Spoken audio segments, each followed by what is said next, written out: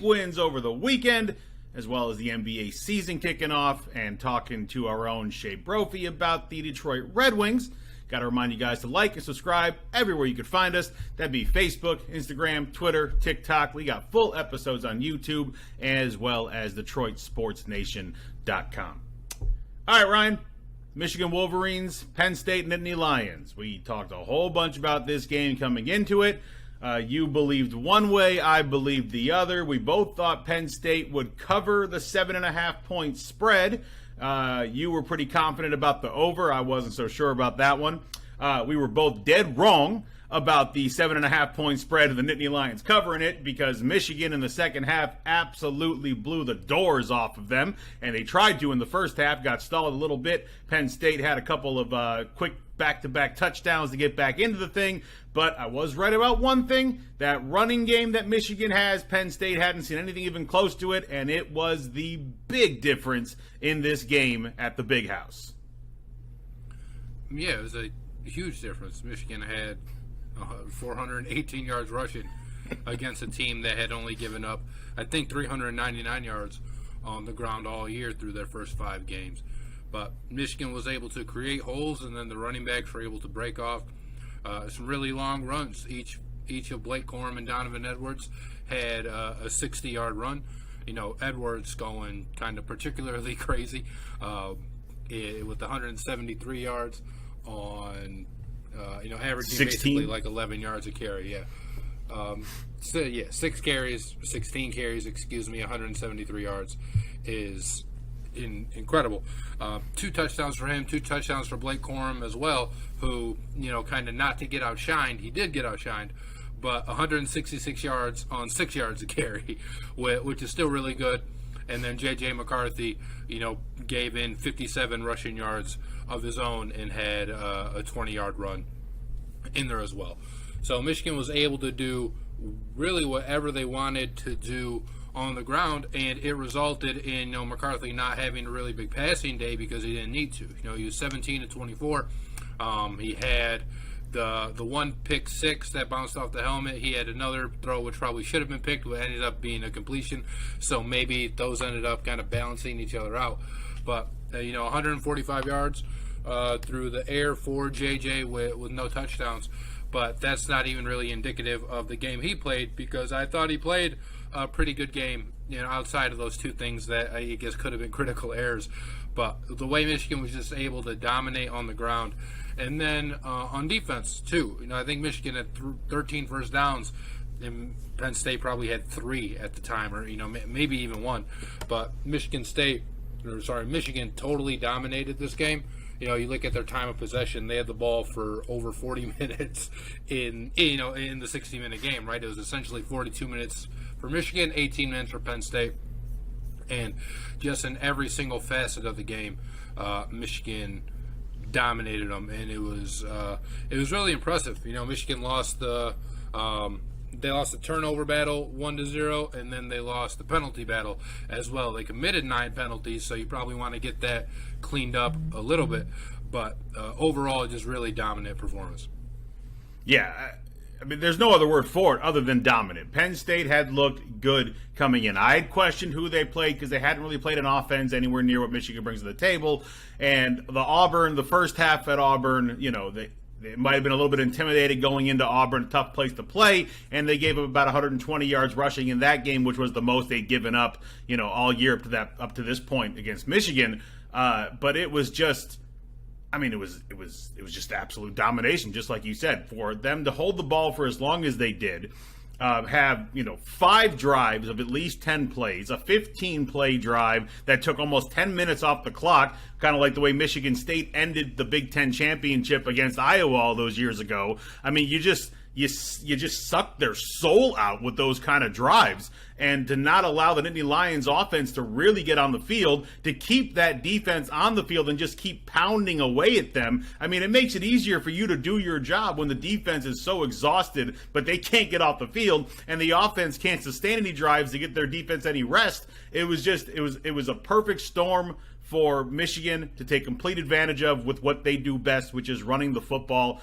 They grounded it. They kept the clock going. They kept Penn State offense on the sideline and just absolutely beat up the Nittany Lions. I mean, the Nittany Lions Penn State was lucky in the first half that, first of all, that they were even in the game, but that Michigan didn't convert those first few drives that were deep into Penn State territory into touchdowns. They were field goals instead, and Penn State was able to get their own touchdown and then take advantage of a fluky turnover to score another quick one. But outside of that, it was all Michigan, and that's all it was. It was Corum and it was Edwards, and they didn't need much help outside of that because Penn State couldn't do a damn thing about it. And I thought this would happen.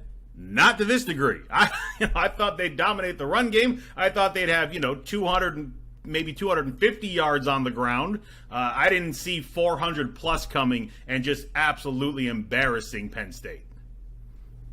Yeah, and so what this game did for a lot of people is it solidified Michigan as a national title contender to really just beat down Penn State like that, and now Michigan's looked at in that same tier as Georgia or Ohio State, Tennessee now.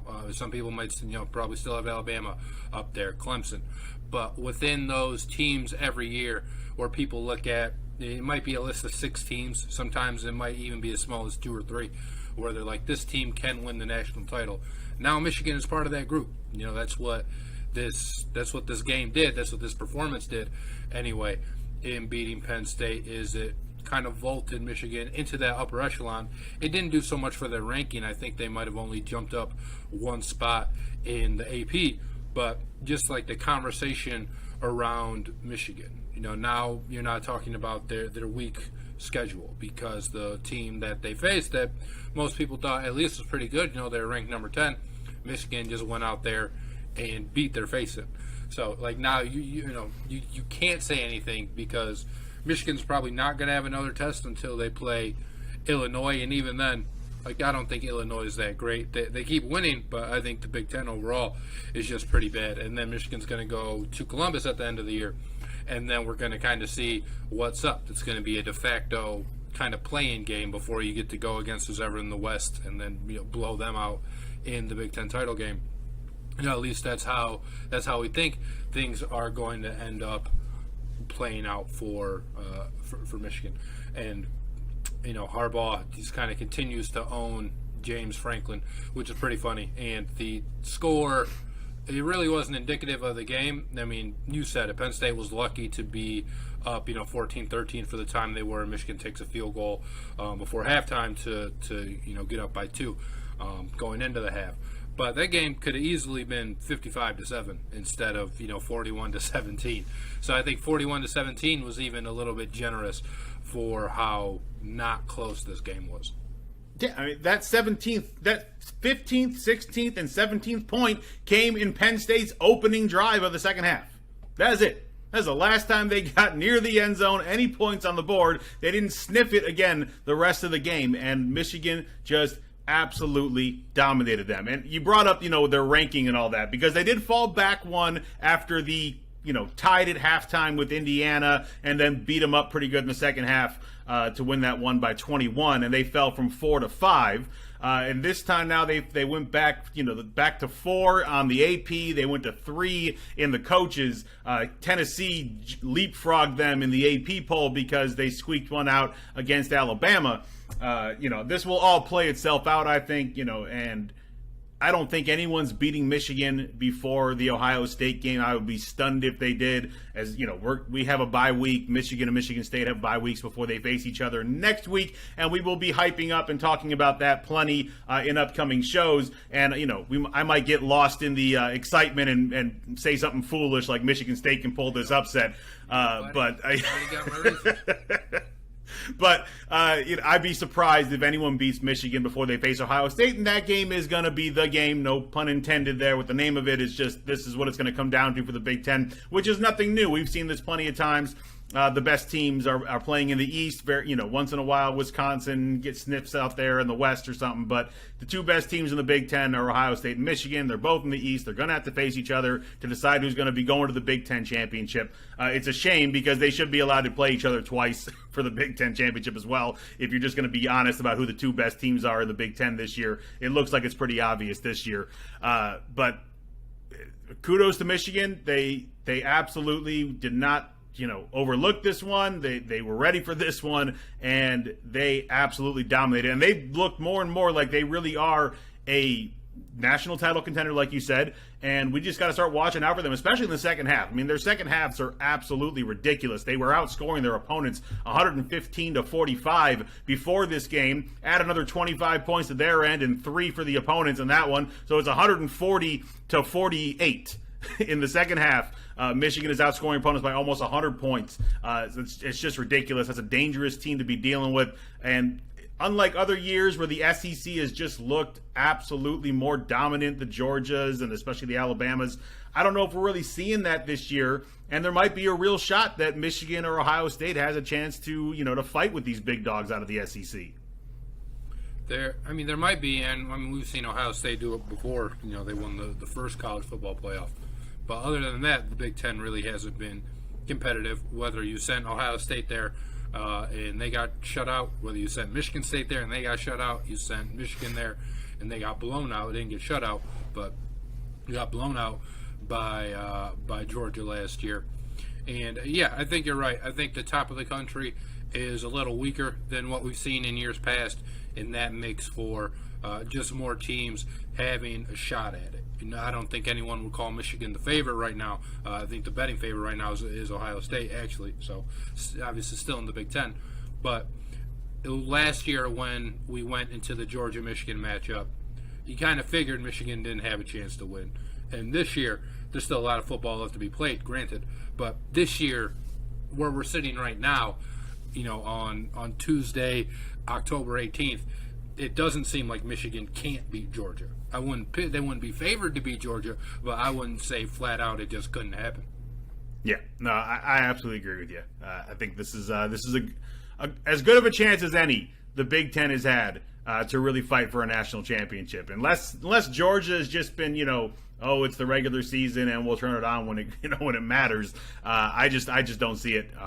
But we got a couple months till we got to figure that one out. So kudos to Michigan, great win against Penn State. They get a week off, then they're welcoming the Michigan State Spartans in for the crosstown rivalry. And speaking of the Michigan State Spartans, they hosted for homecoming the Wisconsin Badgers, a team that you and I both know and hate very much.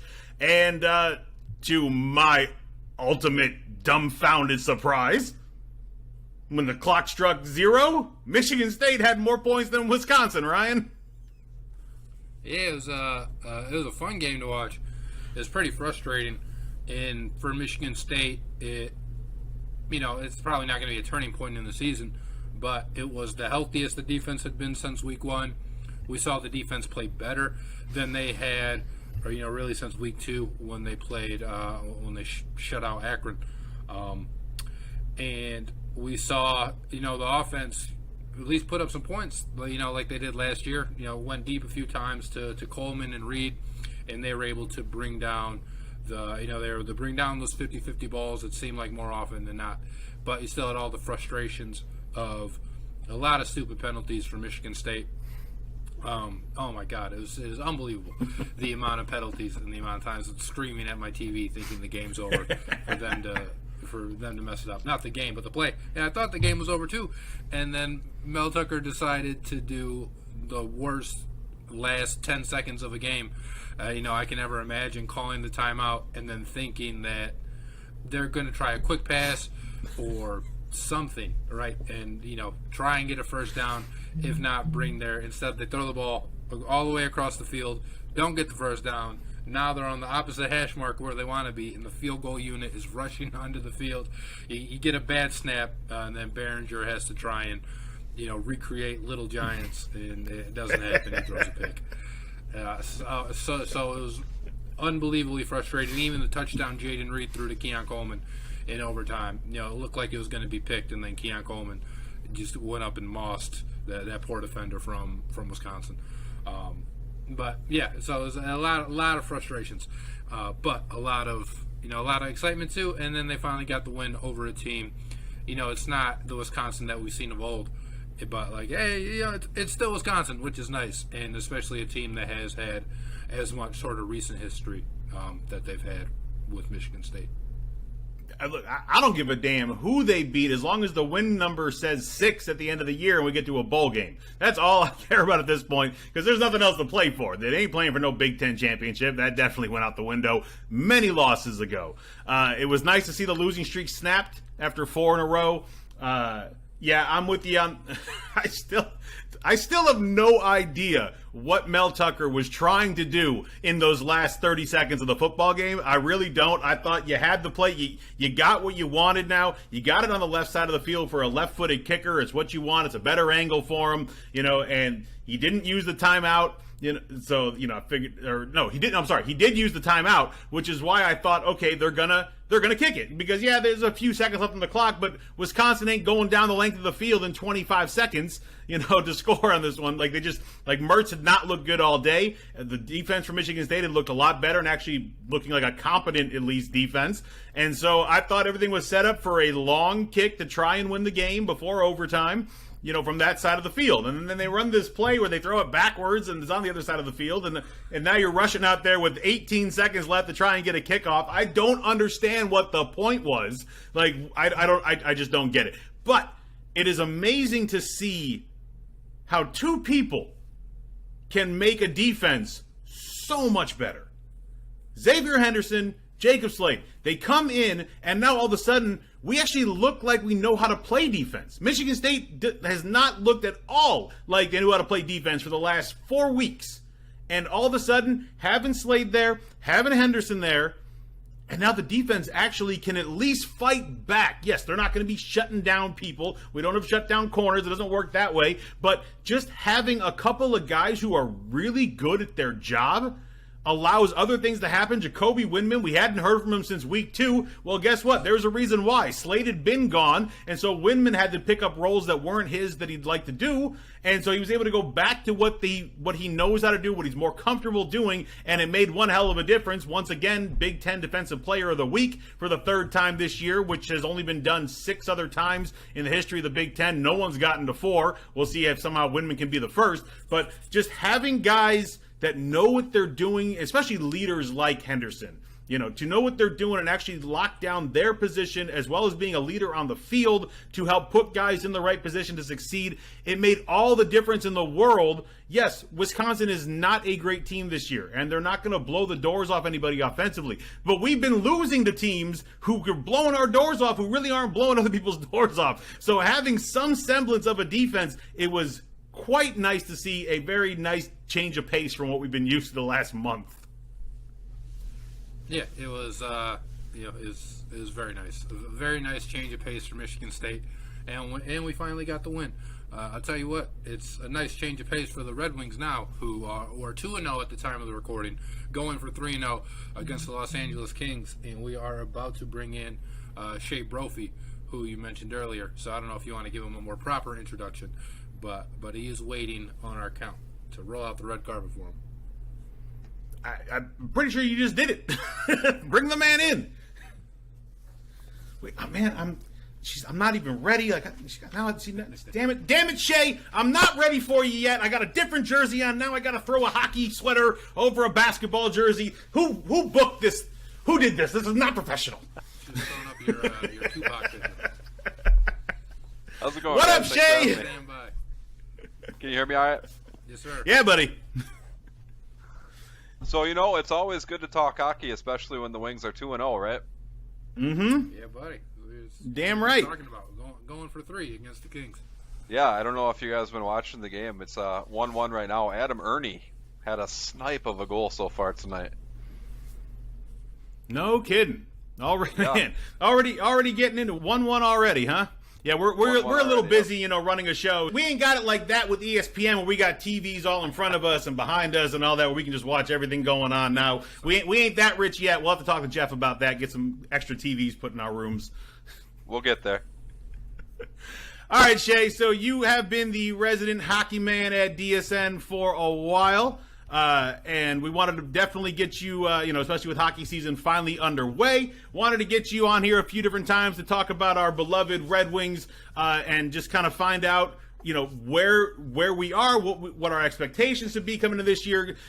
We had talked about this a few different times, Ryan and I and the other guys when we had our podcast, Sports Carnage, where we were talking about that it's seasons of hope for the Detroit fan base in general, between the Tigers, the Pistons, the Lions, and the Red Wings, where the four teams have been so bad for so long. The Red Wings were so great for so long, and instead of getting ahead of the curve, they tried to hold on for as long as they possibly could to that greatness, and it just took a terrible turn that everybody should have expected, but nobody did. And now we are digging our way out of that hole, and so, my hope is, that it seems like for Detroit, who has been so bad for so long, just in professional sports in general, we're at a point where it looks like a bright future is coming, where maybe all four teams are good at the same time, where maybe we could be like Boston of the early 2000s, where like everything worked for the Red Sox and the Patriots and the Bruins and the Celtics. And like, I'm hoping we can get the same thing for the Pistons and the Red Wings and the Tigers and the Lions. The Lions, we'll see. But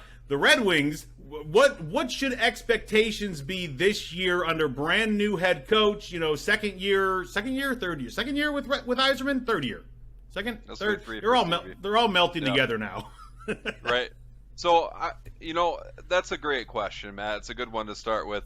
For me, the biggest thing I'm looking for out of the team this year, I don't want to put a points total on it, or they're going to be this much better than they were last year. I just want to see improvement, especially from the younger guys on the team. They've finally got a good young core developed, we're trying to get it developed, but we've got it established. You've got young guys, Dylan Larkin, Bertuzzi, who of course is out for the next 4 to 6 weeks now, but you've got Lucas Raymond and Mo Sider as well, and then other guys that you've drafted since Stevie Y got there. So for me this year, the biggest thing to look for the team as a whole, to show that they're starting to move this thing in the right direction, it's not a certain points number, it's just improvement. Definitely makes sense. Ryan? Yeah, so how long until we can start judging the results instead of just the improvement? How long of a leash does Yzerman get? Because I know the homecoming, the Yzer plan, all of that, he can't hear. Yep. When does if the Wings keep being bad, because it sounds like you think they're going to be pretty bad, at least this year, and didn't the coach just come out and say the other day, you don't gain 25 points in one season? Yep. So even he might not have such high expectations for his team this year. So when can Wings fans expect to be in contention again, to be in the conference finals, to maybe be sniffing Stanley Cups? Well, let's go one step at a time, buddy. Let's start talking playoffs before we start talking about sniffing Stanley Cups. This is Detroit. So for me, that's such a loaded question, because there's so many different ways you can go with it right now. You can talk about what's the team look like 5 years from now. What's it look like next year? Right now, Dylan Larkin and Tyler Bertuzzi aren't under contract next year, and that's been a hot topic. Sounds like, both of them are going to stick around. I know Larkin says all the time he doesn't want to play anywhere else. We've been down some tough negotiation roads with Tyler Bertuzzi in the past. Is he going to be around long term? Is he a guy that you see as a long-term piece in the core of this team? Those are kind of the questions that you have to start talking about before you look at where the overall direction of the team is going. As far as a leash for Stevie Y on this whole thing, it's hard to say this has got to be the year. This is year 3 of the Yzer plan. It's not something that just comes together overnight, as we know, being fans of Detroit sports. These things take a long time, 35 years in some cases for other teams in Detroit. But at this point, I'm not going to say it's this year or it's next year. It's just recency bias is a thing for Detroit fans. I think that a lot of us are still, kind of living through what we saw Al Avila do to the Tigers over the last few years, and that's left a pretty sour taste in a lot of our mouths. Stevie Y has done great things as a general manager in the National Hockey League, and we've already seen some of that stuff since he's came over here just in 3 years. His first draft pick when he took over for the Red Wings, Mo Sider, number 6 overall. I remember watching that draft that night, and there were guys on the board. 3 years is a long time. I can't remember who it was exactly. But when 6 overall came up and it was Mo Sider that was announced as the pick, I'm a hockey guy. I didn't know who Mo Sider was. So I hear that name come up at number 6 overall for my team. And I'm like, oh boy, this is not good, guys. I don't know how this is going to go. And now, my point with that is that Stevie Y made that pick based on his research and his knowledge, and Mo Sider came in last year and won the Calder Trophy, kind of set the NHL on fire. So Stevie Y knows what he's doing. He's got a good game plan in place. The Yzer plan is a thing. The unfortunate thing is it's not going to happen overnight. It's not going to happen over just 1 or 2 or 3 seasons. It's a long road, but we're definitely on the right track. So I'm not ready to say that, we got to put a lid on the Yzer plan or give him any certain amount of time before it's time to call it a failure. I just, like I said earlier, just want to keep seeing improvement in the team, and that's the course we're on right now. If it was just his legacy as a Detroit Red Wing alone, I would think that Steve Yzerman has the longest leash in the history of sports. I mean, we're talking about one of the greatest, if not the greatest captain in the history of sports. Yankee fans can argue Derek Jeter. But it's not just his legacy here in Detroit. It's what he did in Tampa Bay before he came to Detroit. It's what he turned that franchise into, which is a perennial cup contender, if not winner. That is a Steve Yzerman built franchise down there that is winning all these cups, whether he's still there or not. He put so many of those pieces together that I think that, along with his legacy in Detroit, would lead fans who are so quick to want to get rid of the new regime every single time, whether it's Casey, whether it's Campbell, it doesn't matter. If you're not winning right away, then we need you gone, which makes no sense because we've been so bad for so long. Maybe it's time to have a little bit of patience and see, if these guys know what they're doing. Nothing happens overnight, like you said. I would think that Yzerman would have the longest of leashes for what he has proven in Tampa Bay, along with what he did while here in the D. Well, yeah, absolutely. And like you said, it's a process, man. The Yzer plan is going to take some time, but the results are already coming in. Lucas Raymond comes in last year. He was a Calder contender. Mo Sider comes in and actually wins the Calder Trophy. And now you see it this year. Elmer Soderblom, who made the team out of camp this year, scored a goal in his first game as a Red Wing. To judge and evaluate a general manager, I think the biggest thing is to see what kind of youth they've incorporated into the organization. And so far, the results are outstanding for Stevie. And that's just going to continue to build a core that the team can build around for the future. So right now, I mean, I don't even want to say that his seat has got any temperature to it because it's just too early on in the game for that. And, the wins are going to come. It might not be quite yet. But like I said, we are 2-0 right now, so that's pretty stinking cool also. Absolutely. You mentioned guys like Larkin and Bertuzzi not being under contract. And in the NBA, we see a lot where teams will shed salary, eyeing a certain free agent year so that they can go make a push, to sign LeBron James or something. Is there, if you're going to look in your crystal ball, is there any names like that Red Wings fans can look to in maybe this free agency, next free agency, this trade deadline or whatever, to where, by when time comes for them to maybe make a big move, who are some guys that Wings fans can, kind of be an eyeing to put on that winged wheel? Well, that's a really good question, Ryan, man. The thing about it is, first off, we've got to figure out, is Larkin going to be a part of the future? Is Tyler Bertuzzi going to be a part of the future? Because if those guys are not going to be around, those are your first 2 trade pieces. The unfortunate part is that kind of, if Larkin decides he's not going to be around, he's got a no trade clause, so he's got full control over whatever destination he would want to go to as well.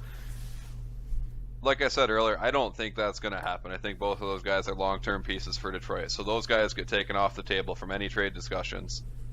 Being this early into the Yzer plan, I think it's too early to start shipping guys out, the guys that Stevie Y has drafted in the prospect pool.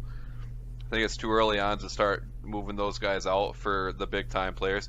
You might wait until this free agency coming up after the season to make a splash. There's some guys that'll be out there like Vlad Tarasenko, I would imagine that you're probably going to be looking at forwards in free agency because the defense has been pretty well. The future has been secured on the blue line in the draft. So maybe you want to make a splash in free agency this year with like a Vlad Tarasenko or whoever the big name free agents are coming up. But I'm not talking about any trades right now, unless it's a guy like a Bertuzzi who decides that maybe I'm not going to be in Detroit for after this season. Other than that, I mean, you start getting your guys up from the prospect pool into the big leagues, and then you can make some minor moves here and there. But as far as trading big pieces or trading for big pieces, I think we're probably a couple of years out on that timeline. So right now we're just going to sit with the prospects and let them get into the NHL. Am I crazy for thinking that there's no chance Dylan Larkin goes anywhere? We're talking about a Michigan man playing for his hometown team, wearing the captain's C that Steve Yzerman once wore. Like it literally does not compute in my brain that Dylan Larkin would want to. Like, if we were still as bad as we've been and going nowhere, yes, but you're talking about the captain of all captains is now running the ship. You are wearing the same C he was wearing. You are from the area. You grew up seeing this greatness in person. Like, it doesn't make sense in my mind that he'd even want to go anywhere else. Well, and that's all he's saying so far too. We've only heard, I want to stay in Detroit. I don't see myself playing anywhere else. So the words are great to hear, but at the same time, he did go out and hire a new agency firm to represent him in contract negotiations before this season. One that's notoriously much more aggressive in getting their players better value contracts for them, which rightfully so, but at the same time, it kind of casts just that little bit of a shadow of doubt in my mind. Like, if it comes down to dollars and cents for Larkin, we know Steve Yzerman does not budge. When he sets a high limit, and that limit's not going to be beaten. So if Larkin's actually going to try to, hit a certain number, or this new agency group is going to try to hit a certain number, and Stevie says we're not going past, this number, maybe, who thought Matthew Stafford was ever going to play somewhere than Detroit? I don't think it's likely, but until that contract is inked and you see him in the winged wheel for the next few years, it'll be on the table. It'll be talked about. All right. Well, speaking of Larkin, we know what we've gotten from him in the past. There's something that I haven't seen from him yet, and I want to see is this the year. Is this the year that Larkin hits a point per game? It should be. He's the guy that progresses every year in his development. His offensive skills can't be questioned. I think when you start looking at overall points for an individual player, though, you got to consider a couple of things, such as teammates, especially line mates. We've seen the Larkin, Raymond, and Bertuzzi line kind of dominate for the last couple of years. 1/3 of that line now is out for the next month, Tyler Bertuzzi. So, there's a lot of guys that are capable of putting the puck in the net on this team now, which is something we haven't said in a long time. So Larkin's got some guys that he can play with and guys that can keep up with him because he's a very fast-paced player. So, if I was going to predict yes or no on that, just straight up, I would say yes. There's a good chance that this will be the year he finally cracks a point per game. You got to imagine Lucas Raymond's going to continue developing after the amazing rookie year that he had last year. And then, who's the other guy on the outside wing going to be on this line with Bertuzzi out? Tonight it's Dominique Kubalik. I don't know if that's going to be a long-term thing, but you've got David Perron on this team now. You've got Philip Zadina. You've got lots of guys to choose from, though. So, Larkin's going to get his goals for sure, and as long as he's able to find teammates that can keep up with him and produce with him on that first line, I'd go 7.5 out of 10 that yes, this will be a point per game season, Larkin. What are the biggest areas that the Wings need to improve? Like, I'm not a hockey guy, but for years I heard get bigger on the blue line, right? So, and like we look at the Detroit Lions, like, all right, their defense is obviously trash. That's where they need to get better. For the Wings, what's the area I guess I need the most improvement? Well, I think that would be defense. You saw last year with the new goaltending and Alex Nedeljkovic. He's a really good goalie, but man, he gets hung out to dry so often. And that's not a goalie issue, that's a defense issue. The Red Wings were quite capable of putting the puck in the net last year. They scored quite a few goals. They just weren't able to keep the other teams from scoring more goals than them. And in hockey, that's a problem. They're constantly getting hemmed into their own zone. They can never get the puck out of the offensive zone, and guys are camping out in front of the goaltenders. Nobody's able to move them. So far through 2 games this year, it's been a little bit different. I mean, you went out and you signed Ben Sherratt. He's there to move bodies, and that's what he does. He even scored a goal, which is like super rare for him. But you got Ali Mata, who's another defenseman, big-bodied guy. He's not going to score you a ton of goals, but he moves bodies. Excuse me. So I think that was a big area of improvement that was recognized, and they did a lot to improve that in the offseason. Speaking of, you brought up Nedeljkovic. It seems like we got 2 guys vying for, being our netminder going forward. And, we've seen this dance before with multiple, netminders and, who's really going to step up and really take the reins and be that guy going forward for us. We saw Osgood and Vernon way back when. We've seen this play out before. Do you see? I don't want to. I keep forgetting if it's Husso or Husso and Nedeljkovic. Husso, thank you. That's what I thought. Just want to make sure. The 2 S's throws me off. It's European. It's not. If it was an American, it'd be Husso, but he's not American. Right. So Husso or Nedeljkovic. Do you see one of them? I know it's early. We're in our 3rd game right now. But do you see one of them really kind of taking the reins of being the netminder going forward? It'd be great if one of them would, honestly. Because I mean, it's hard to see. You don't see a whole lot of NHL teams succeed at a high level if you're right in every other game a new goaltender. If one of these guys, I think Husso is probably the guy who was brought in here to be the guy to take it over and run with it. Nedeljkovic is good.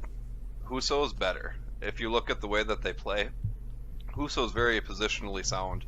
The guy, you saw a lot of times last year Nedeljkovic made a lot of crazy acrobatic saves, which look awesome, but the reason that he has to make those saves is because he's not in the right position. If you look at the highlight reels, and if you've watched any Billy Husso over the last couple of years in St. Louis, he doesn't make a whole lot of crazy, fly across the crease and grab the puck out of midair saves, because he's always in the right spot. So I think if you're going to look at it for just which one is better straight up, that guy is probably Billy Husso, and that's not to take anything away from Nedeljkovic, because like I said, he's very athletic. He's good at the NHL goaltending position. We saw that in Carolina. Unfortunately, we didn't really get a good look at that last year because he was hung out to dry so often this year. And excuse me for just 1 second. I get so amped up about hockey, I lose my voice. No, we've been there, trust me. So, like I said, I don't want to take anything away from Nedeljkovic. He's a very good NHL goalie. And now we've got 2 very good NHL goalies. But I think Billy Husso was brought in to be the guy for the job. He got the start on opening night, and he pitched a shutout also, so that didn't hurt his case for that either. No, definitely not. I mean, it is rare, but we've seen, I think Tampa Bay did it for a little bit. I think Chicago did it for a little bit, where they did have 2 very good goaltenders, and you just kind of had to pick your poison on who was going to be hot that night and ride them out. Yeah, I mean, it works sometimes. You don't see it happen very often, and I think it's kind of for that reason. Goaltending's, it's hard on its own right, and it's a very feel position. You got to get a good feel for it. If you're not in a good groove, you're not going to stop a lot of pucks.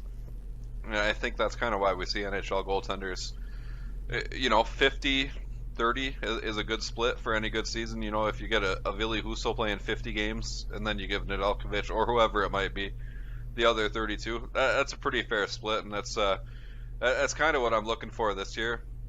And it'll be interesting to see what they want to do moving past this year, because Nedeljkovic's contract is up after this year also. So I don't know if he's going to be a guy who's pegged as a career backup goalie or what the plan's going to be there, but it'll be interesting to see how that plays out after this season also. Yeah, I can't wait trying to get somebody back there to just be a stone wall. Shae, big goons they have. we got a few new names joining the Wings this year: Jacob Verana, Andrew Kopp, Dominic Kubalik, David Perry. I mean, and you talked about how the Wings can put the puck in the net. So I wanted to get your assessment on these guys, and, can we be expecting 20, 25 goals, maybe 30 from any of the guys that I just listed? Well, with the first name you listed there, Jacob Barana, I actually, my 5 bold predictions I wrote for DSN last week, I've got him pegged at 40 goals this year. And then, of course, right after I do that, he misses tonight's game for personal reasons. So hopefully that's not a long-term thing. But, man, that guy has got so much puck skill. I don't see any reason, if he's able to play, 75, 80 games in a season, I don't think it'll be even a struggle for him to hit 40. So that's what I'm looking at for Verana. I think he's a guy who's going to flirt with 40 goals this season. Dominique Kubalik, you brought him in. 2 years ago in his rookie season, he scored 30 goals for Chicago. Then last year, he kind of had that sophomore slump and only scored 15. With a lot of talent around him, he could, I don't think it's unfair to expect 20 out of him this season, his first year with Detroit. Andrew Kopp is a guy who hit his career high last year, playing for a couple of different teams. He was traded at the deadline, but he scored 20 goals last season, coming off of an abdominal surgery that he had in the offseason. But, 20 goals for a guy just coming into his prime. He's done it once. I think you can expect about that from him again this season. And I am missing one other person. Who was it? Perron? Yeah, He's Perron. the guy who flirted with, David Perron, almost scored 30 goals last season for St. Louis. And all he's done his whole career is score 25 to 30 goals in a season. So somewhere around that ballpark would probably be a good bet for him as well. The cool thing about it is these guys are all capable of putting the puck in the net, and now they're all on the same team together. So, goal scoring, it sounds so simple, but goal scoring, excuse me, man. It's not easy to score goals in the NHL, actually, but these guys are all really good at that, the guys that they brought in this offseason, and that's the kind of thing that becomes contagious. When you've got guys that know how to put the puck in the net, they're able to find their opportunities, and they're able to make opportunities for other guys, too. He said puck, Ryan. Calm down. Might have been close. It was. I heard the puck. I heard the puck, so we're good. I don't know. Puckin's a word. Fix that in post. I don't know. That might be fun actually to start working that into like every show. Telling someone to shut their puck in mouth. You just got to make sure you say it real slow. It's that first. All right. Well, Shae, we appreciate you joining us on Griffin and Bass. We're going to have you on a couple more times, obviously, to, as the Red Wing season is just underway, and we're going to have a lot more to talk about going forward. We haven't even touched on our new coach, Lalonde. We're definitely going to get into that next time, though. So we'll have you back on next week where we can get some more Red Wings information out there for those that are dying for their ice news. And, appreciate you joining us on Griffin and Bass, and can't wait to have you on again. Looking forward to it, man. Thanks for having me again. Go Wings. Yes, sir. Go Wings. Go watch them because they're losing now. It's nice. They stole you away. See what happens? You can't stop Shae. You gotta at least have the game on like on the side or something. It's that stinking Billy Husso. Who even brought him to Detroit? Yeah, right. All right, Shae. We'll see you. All right, see you guys. Thank you. Have a good night. Well, that was Shae Brophy joining us, Detroit Sports Nation's Red Wing editor, advisor, whatever you want to call him. He'll be on a few times with us discussing this team that's coming off over my head right now. All right. Hockey sweater's off. Got an old. You see the Reebok. See the Reebok logo on there. It's an old Laker Kobe Bryant 8 jersey. Because NBA season kicking off tonight, Ryan. And it's a whole different landscape. We got a whole different ball game to get ready for. We got new players on new teams. The Nets are, the drama-filled Nets. We're going to get a chance to finally see what they can do, if they can actually put Kyrie Irving and Ben Simmons on the team. John Wall is playing basketball again for the Los Angeles Clippers. Rudy Gobert joining Karl Anthony Towns in Minnesota. Donovan Mitchell going out to Cleveland. It's a whole new ball game this year, Ryan. New teams with some big names on them. Yeah, there are some big names. Obviously, some big names coming back. You mentioned John Wall. Now we get Kawhi Leonard and Paul George playing basketball again. We get Zion Williamson back again for the Pelicans. LeBron James, Anthony Davis, Russell Westbrook, all those guys being kind of back in full force. It's just going to be exciting, really, for the NBA and for a league that I think this year is probably more wide open than it's been in years past. So you saying the Pistons got a chance? Well, not that wide open. No, definitely not that wide open. But yeah, we got it's open, but we know who we should be looking at. We should let's start in the East. Let's start in our conference. I mean, we know that in our division it's Milwaukee's to lose. The Bucks brought back, nearly their entire roster. 16 of the 20 players in training camp were on the team last year.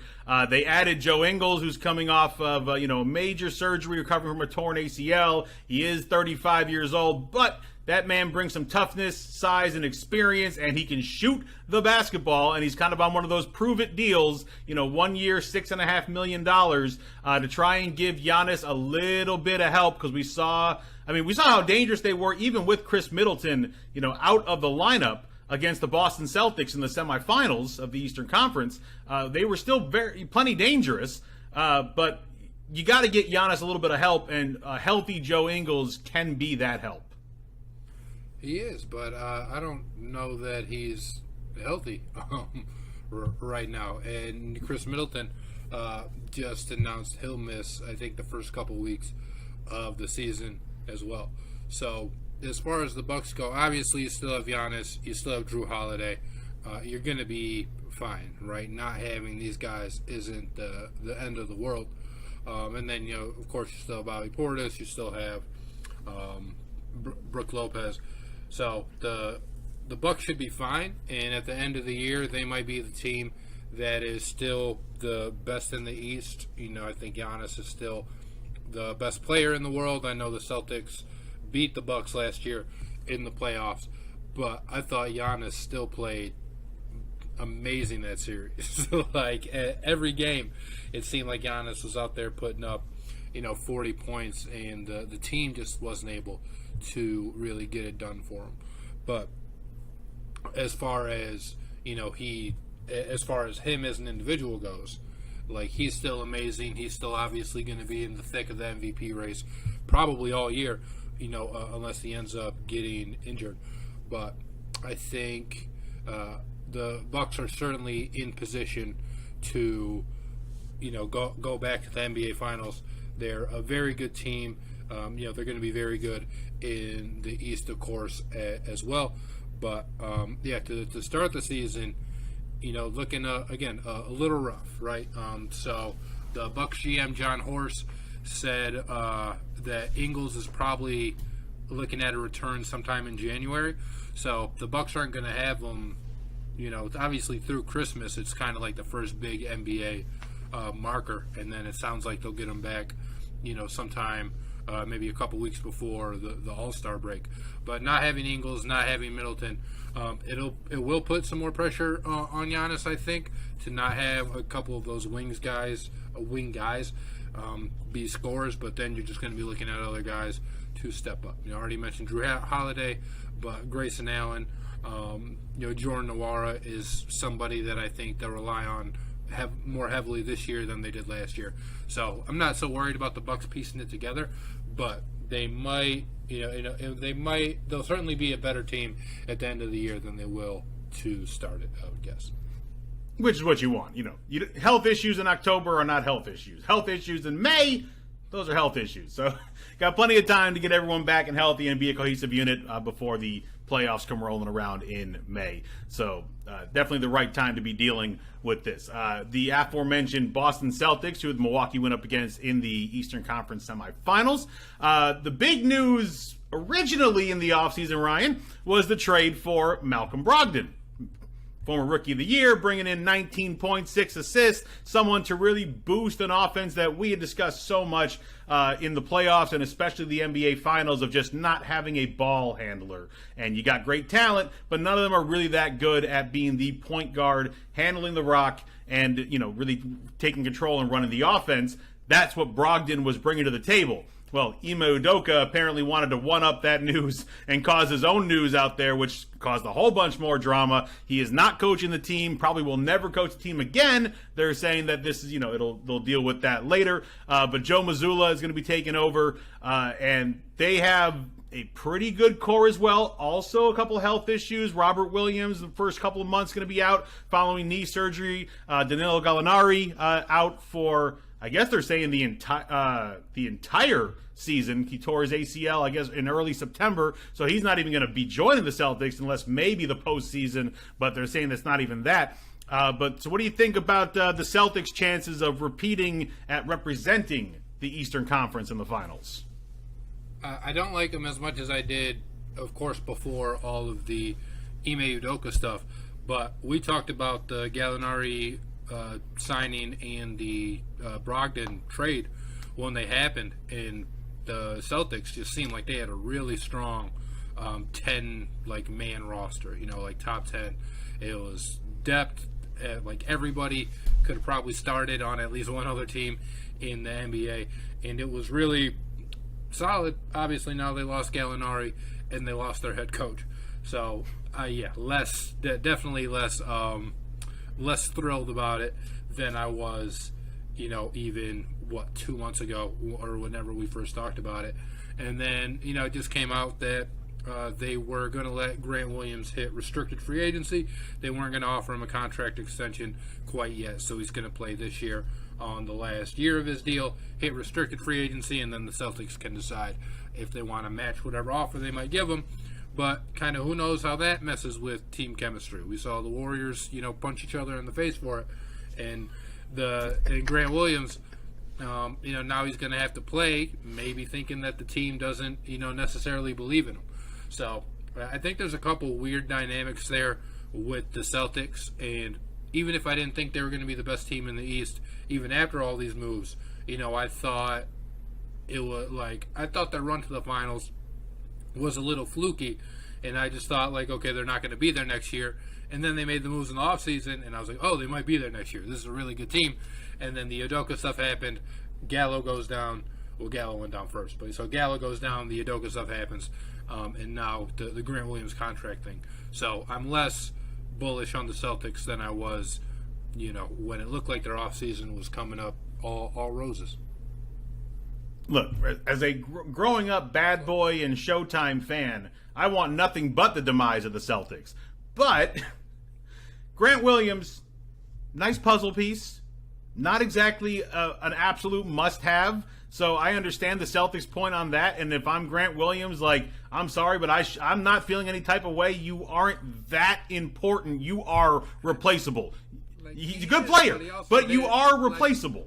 But he hit 7 threes in Game 7 of the Eastern Conference Finals. I understand. He every once in a while he shows out. There are other guys you can get that every once in a while show out as well. I'm just saying. But bringing in Malcolm Brogdon, that's where I want to see the team chemistry, because now you're essentially telling Marcus Smart to go to the bench because your point position has been replaced by someone who actually can play the point guard position the way it's designed to be played, and not kill them by shooting way too much on shots that you think you can make but you really don't make as often as you can. He's got a little bit too much Westbrook in him, where he thinks he can do everything, and that's not actually the case. But I'm all for the demise of the Celtics. I just think there's too much talent on this team for it to be a full-on demise. I think we're still going to be seeing them, at the very least, in the Eastern Conference semifinals, if not the Eastern Conference Finals. They got a lot of talent, guys that are only going to get better in terms of, it should only get better in terms of Tatum and Brown, and now they got a couple better pieces around them, specifically Malcolm Brogdon. Yeah, I think Brogdon's a big pickup, and Brogdon's a really good player. And the Celtics are going to bring him off the bench, so he's not going to start. But I would bet, my bottom dollar that he's finishing games for the Celtics, which is really what matters.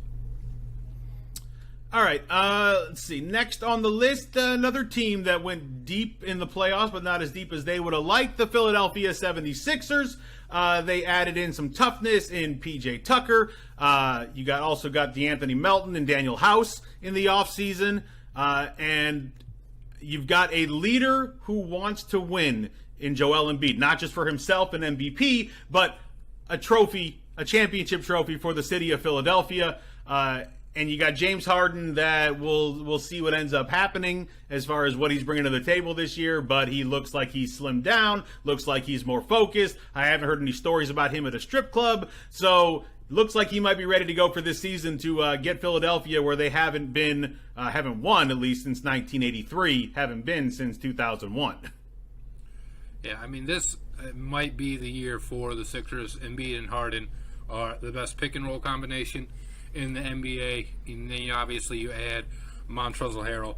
You still have Tobias Harris, Tyrese Maxey, who it seems like he should take another big step, and then a really underrated acquisition, DeAnthony Melton, to come in and play a backup guard for the Celtics. Melton's really good, and he's going to be an awesome addition to the Sixers team, which can also bring, like Shake Milton off the bench, and then Matisse Thybulle, again PJ Tucker, like you just mentioned. So I do like what this Philadelphia team can be, both offensively and defensively.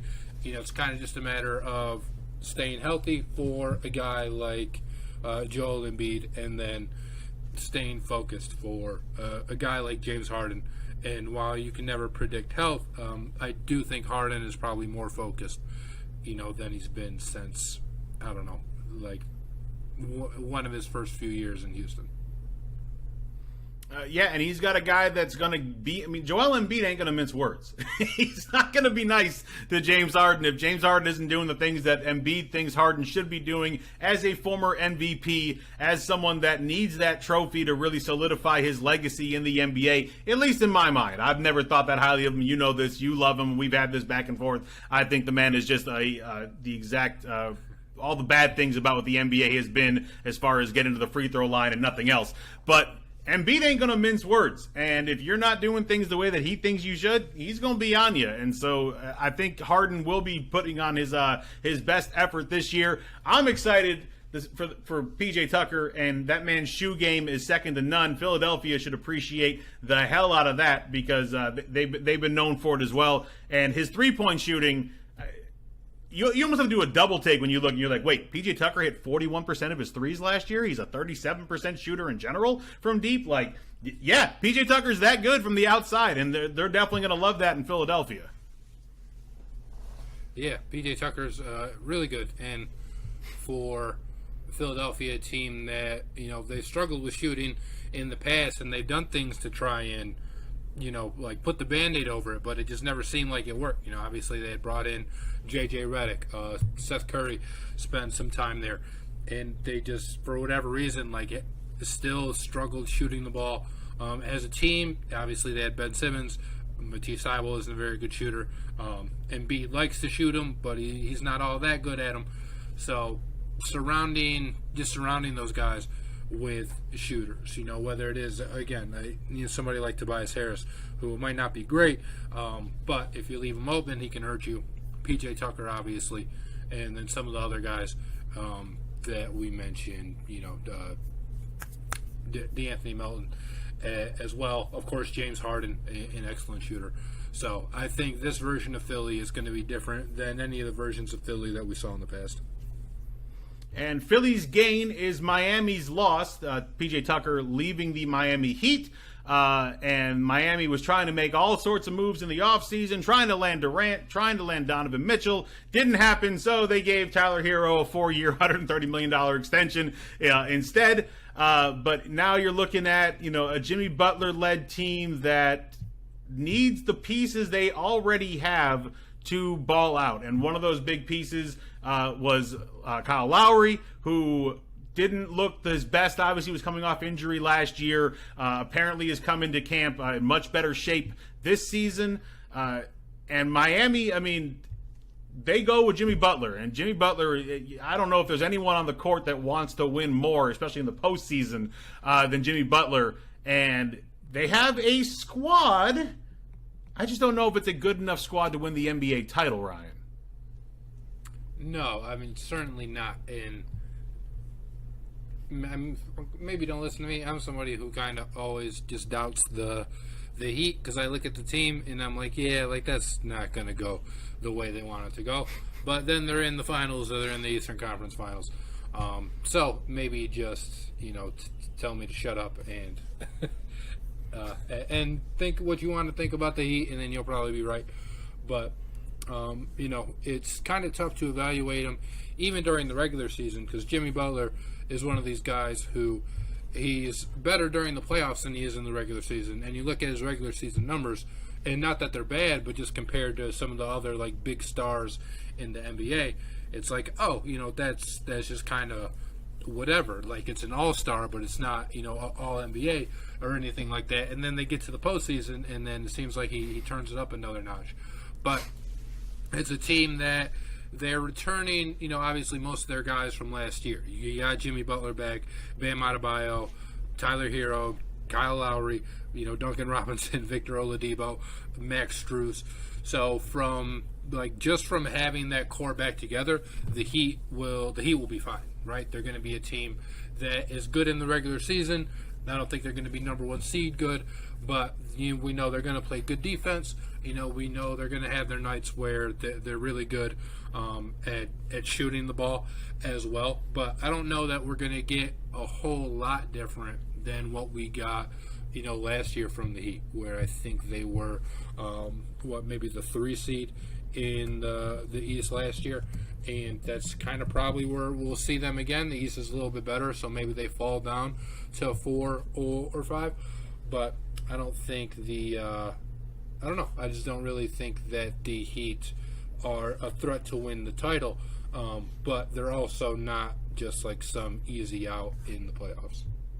No, definitely not. And I mean, that's, they made the Eastern Conference Finals for a reason. But yeah, Jimmy Butler it's just so strange. You go from someone who averages like 22 points a game to all of a sudden he's averaging like 37 a game in the playoffs. I've never seen a player that just absolutely turns it on in the postseason like nothing you've seen. But those players we talk about, Victor Oladipo, if he's healthy all season, this is a man that was one of the better players in the NBA when he was at his best. And so you bring that to the table with what he's able to do. If Lowry is 100% healthy this year, you know what he can do at the position. He can be very dangerous as well. They have star players. I just don't know if it's going to be enough in the East this year to be the team that represents the East for the NBA Finals. But obviously that is why they played the game. Yeah, I mean, the Heat were the 1 seed last year, so I called them the 3. I was way off. Congratulations, Miami. I don't think it'll happen again, but it is again. They just proved me wrong. Yeah, they were the 1. Philly was the 4, and Boston and Milwaukee were the 2, 3, right? Even when the Heat do something, and I'm like, no, they're not going to do that, and it turns out they already did. So maybe I'll just be wrong on the Heat forever. But yeah, it was Heat, Boston, Milwaukee, Philly. It was 1, 2, 3, 4.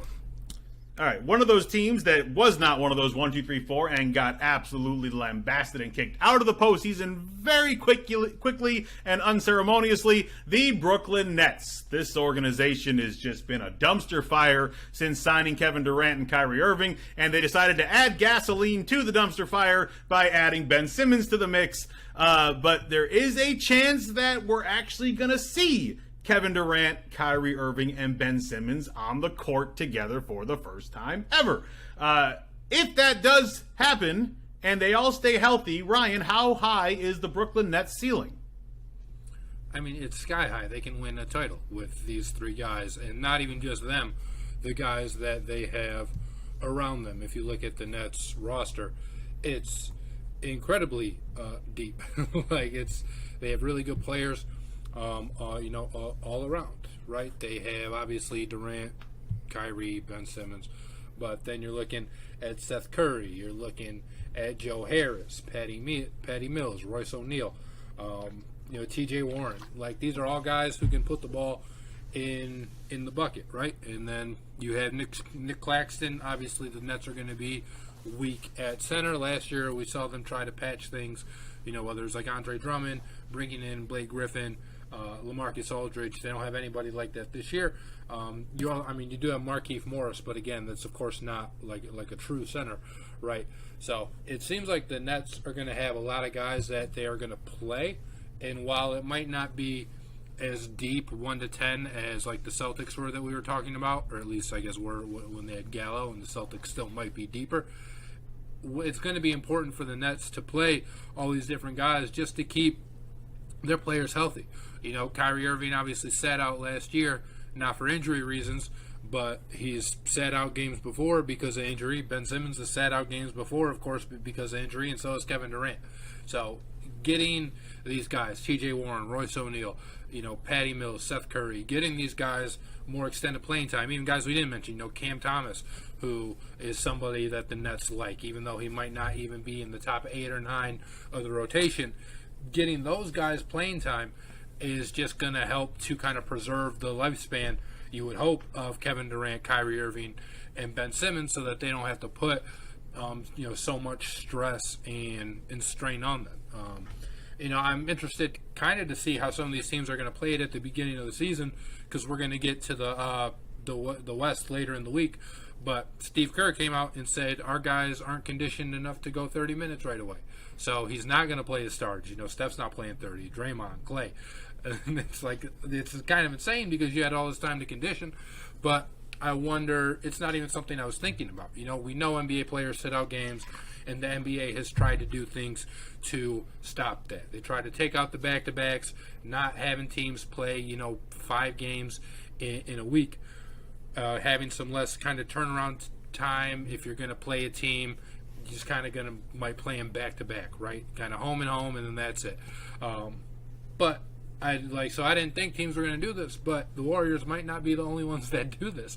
So it could go, you know, we'll see if it works, I guess, in resting some of these guys. But the key for really all of these teams, but I do think the Nets kind of in particular, when you look at their big 3, is just going to be health, because all of these guys have been huge question marks in that department for a really large portion of their careers. Even Kevin Durant had some foot issues in Oklahoma City, and then obviously tore his ACL in the finals, or his Achilles. Yeah, there have been huge health issues as well as huge egos, and those causing issues as well.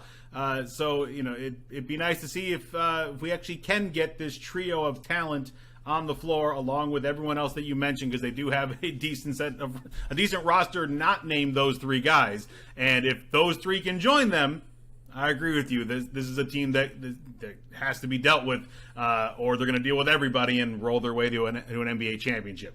But we are going to have to save the Western Conference, as well as dark horses, MVP, Coach of the Year, all that stuff for the next show. Because we went way too long talking about the Spartans and Wolverines, the Red Wings, and obviously now the NBA season. So I want to thank you guys for kicking it with Griffin and Bass, and we will be back in a few days to get ready for the Western Conference, as well as for the Lions upcoming against the Dallas Cowboys. And as Ryan always gets ready for, Wu-Tang's for the children. For Ryan Griffin, I'm Matt Bass, and thank you guys for kicking it with Griffin and Bass. We'll see you guys later in the week. Peace. Protect your neck. Hey, Ryan Griffin here. Thank you so much for watching today's episode of Griffin and Bass. Be sure to give us your thoughts in the comments below. Remember to click the bell to receive the latest notifications from DSN, and subscribe for breaking news, community blogs, polls, contests, and other content.